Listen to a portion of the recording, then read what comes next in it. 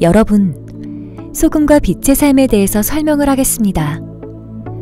대부분의 주석가들과 강해 설교자들이 하시는 설교를 듣고 있으면 이 이야기를 세상의 빛과 소금이 되어 세상을 비추고 세상의 부패를 막는 사람이 되어서 우리의 착한 행실을 보고 하나님 아버지께 영광을 돌리게 하자로 결론을 짓습니다. 그런데 목적지가 세상이 아닙니다.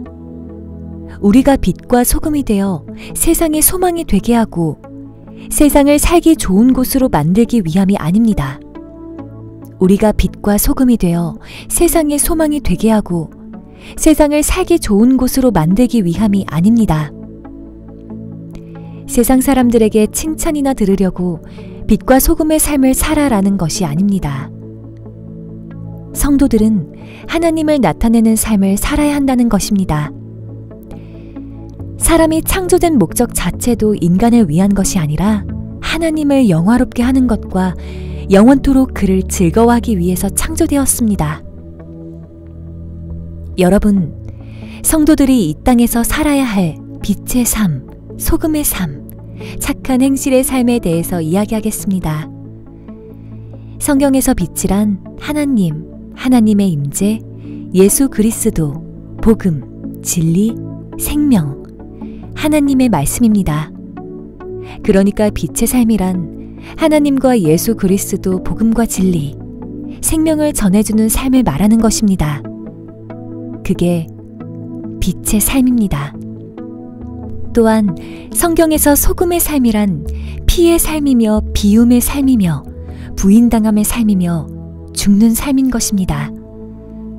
그리고 그 소금을 통해 나 아닌 다른 이가 덕을 보는 것, 그게 소금의 삶입니다.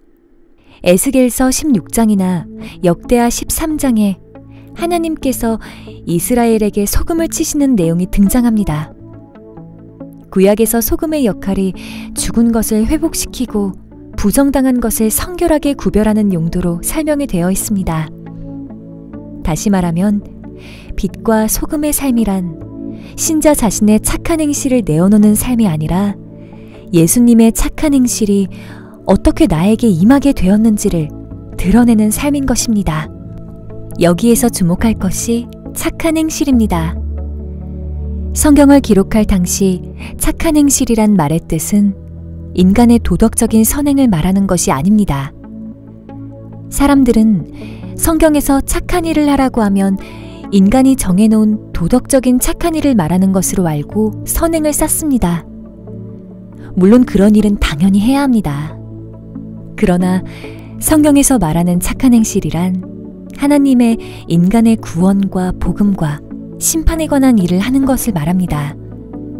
그러므로 빛의 삶, 소금의 삶, 착한 행실이 뜻하는 것이 모두 하나님과 예수 그리스도 복음과 진리, 생명을 전해주는 삶을 말하는 것입니다. 그것이 이 땅에서 성도들이 살아야 하는 삶입니다. 우리는 하나님의 사랑과 예수님의 은혜, 지금도 역사하시는 성령님의 임재하심을 항상 간구하며 기도해야 합니다. 결론으로 말하면 빛과 소금의 삶이란 예수님의 소금의 삶, 예수님의 빛의 삶을 성도의 삶 속에서 드러내고 자랑하는 삶이 바로 성도의 빛됨과 소금됨의 삶인 것입니다.